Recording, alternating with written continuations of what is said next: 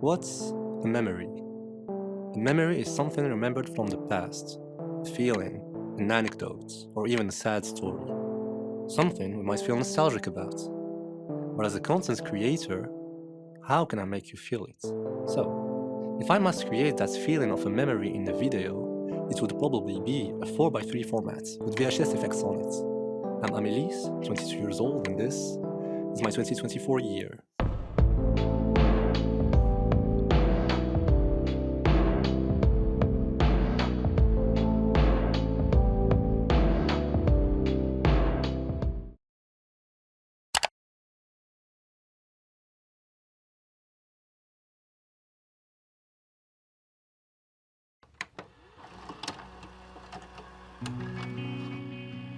How can something be unforgettable? Well, it's quite simple.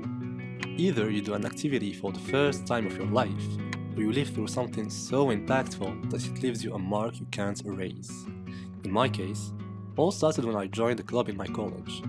It was the music club and it was perfect. Every Saturday afternoon, we meet with the members to practice our vocals, learn new songs, enjoy time, and work on projects.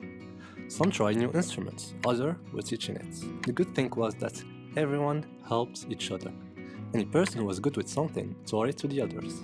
And I had a chance that one of my closest friends was the president of the club, which made my integration easier knowing that I'm a very introverted person who just don't randomly go and talk with people. So, me joining this club made me do some stuff I would have never, ever in my life thought about it, like performing on stage in front of hundreds of people, for example. Staying in the campus until 11 p.m. to record a video clip for the club, share moments of nonsense laughter, dancing, singing, and enjoying time with a lot of people randomly, without any major context, just living the moment.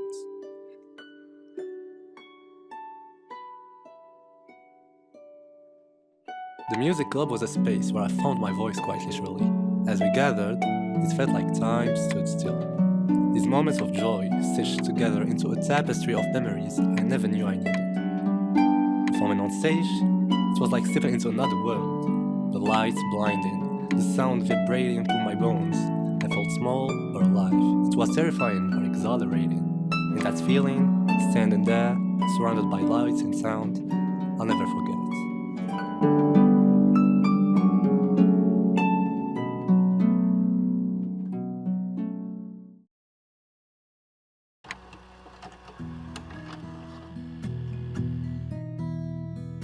Interacting means meeting new people, new connections, new friends, new relationships. But before all that, 2024 was the year where I reconnected with some old friends from middle school. And when I say old friends, I mean a friend. One person who I shared with at least 3 consecutive years of my life. And, for some unknown reasons, lost contact with each other.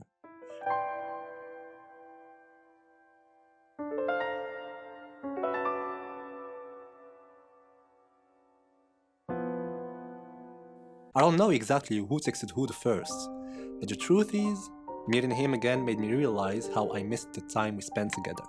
And losing contact for almost 5 years is criminal knowing how close we were. But that's life. People come and go. And the fact that such a long time separates our last reunion and seeing that almost nothing has changed meant only one thing. Our friendship is genuine. So we started hanging out again, frequently, studying together, especially because it was the time for finals.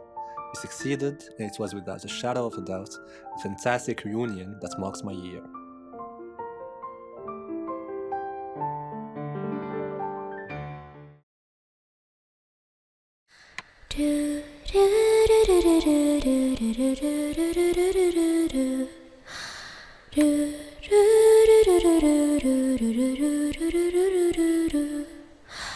As spring came, the world felt different. The butterflies returned into a weather that was neither too cold nor too warm. This time of the year, I met that girl. Nothing special, trust me. She was one of the stars in our music club because of her astonishing voice.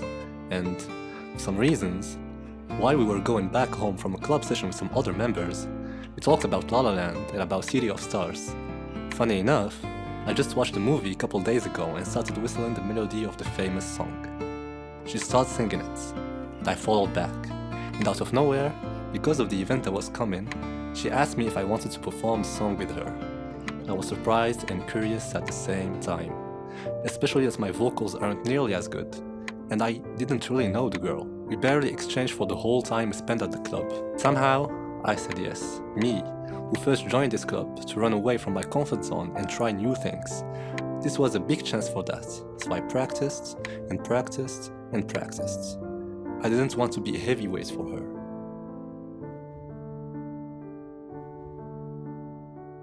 After that performance, we got closer. We started hanging out more, doing activities together. The messages between us multiplied, and I learned more about her. She was friendly, funny, smart, well-educated, and surprisingly, we had so much in common. She brightened the parts of me I didn't even realize had grown dim. The gloomy person that was me, a person who never thought about living this type of experiences, a person who was enough for himself, a loner, sufficient on his own world. For the first time, I wanted to spend more time with someone else. I wasn't just comfortable with her, I was happy. But as time went on, I felt something worrying in my chest.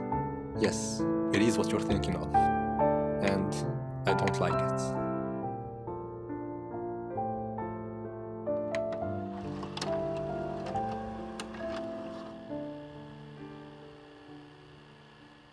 I'll admit, I was scared.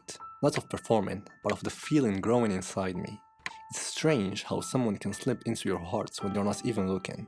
Though me, who's a big overthinker, I made a pact with myself so I can avoid laziness and stop my thoughts and imagination from disturbing my workflow. If I could prove my dedications to my studies, I'd confess. And I did. I worked harder than ever before, driven by the hope of what could be.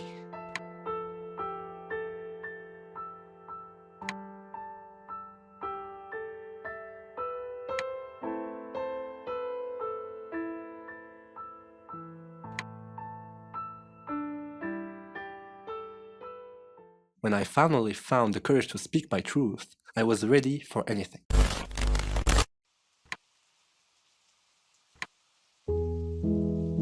My world felt heavy. It stings. It makes you question everything.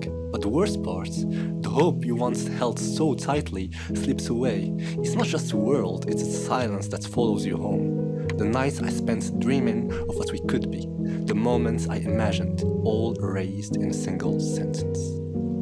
To keep it short, after the school year ended, we kept spending time together, as if the world slowed down just for us. When the perfect moments came, I laid my heart bare, and she turned me down. It stung like nothing I felt before, a storm of sadness, anger, and betrayal.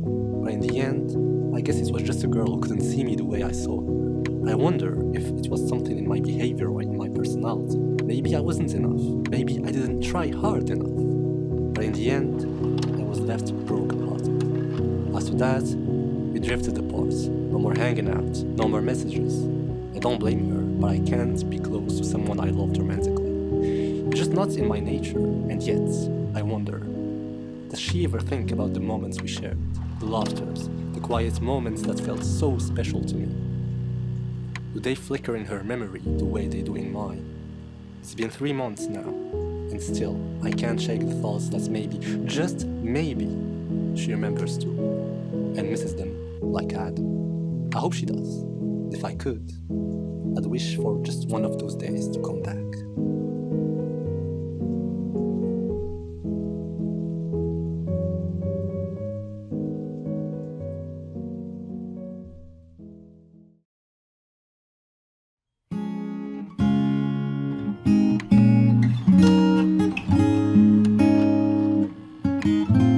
Luckily for me, I had friends who cheered me up, helping me to move on. It didn't completely heal the wound, but it helped me think about other things, enjoy the last days of my summer vacations, and make more memories. One thing I'm sure of is, I don't regret my choice. If I didn't confess, I would still be hopeful right now, still in the pain of hiding my feelings. It's just a better way to move on earlier if you ask me. And think about the future. Future relationships, future goals, future development, future me. I can tell it takes a lot of time to see some improvement, but time heals, right? One thing I know for certain, 2024 has been unforgettable. For the first time in a long time, I felt like I was truly living, not just alive. This year, I was fortunate enough to cross paths with people whose energy and determination sparked something new in me. Meeting them pushed me to search for my own drive, to rediscover my passion, my purpose, and my goals in life, and be a complete person. Because this is what living really means. I witnessed with my eyes a person who could sacrifice himself for what he wants to achieve. I've got dazzled with such passion, hard work, love, relationships, passions and goals are all correlated somehow in everyone's life. And I believe that having at least a couple of these can make you a better person. 2024 has taught me that life isn't about perfect outcomes. It's about taking the leaps, making memories, and diving into the unknown. Sometimes things don't turn out the way we want, and that's okay. In the end, what matters are the risks we take, the lessons we learn, and the people who walk alongside us. So, if there is one thing I can leave you with, it's this. Chase the experiences that scare you, seek out connections that challenge you, and embrace the moments that shape you. Surround yourself with those who make your life fuller, because in the end, those are the memories that last.